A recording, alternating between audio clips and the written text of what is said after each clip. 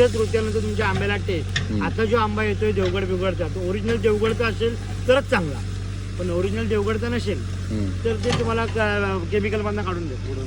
Chemical मध्ये कसं असतं म्हणजे आपला आंबा आहे ना हा आडीला लावतो. हा आंबा आहे ना आपण आडीला लावतो, तो 10 दिवस लागतात पिकाला. 8 ते 10 दिवस लागतात. आडीला म्हणजे कसं असं? आडी म्हणजे पेंडा गवत बिवत लावून अच्छा, त्याला पेंड्यांमध्ये, तयार करतात. आणि ते जे करतात ना ते इथिलीन मध्ये काढतात केमिकलच्या पाण्यात. जशी केळी पिकवतात ना तशी पाण्यात न काढायची, पंख्यावर ठेवायचं. दुसऱ्या दिवशी पिवळा, तिसऱ्या दिवशी एकदम कलर एकदम एकदम सुंदर. सगळे लोक जग कुठे आकर्षित आहे?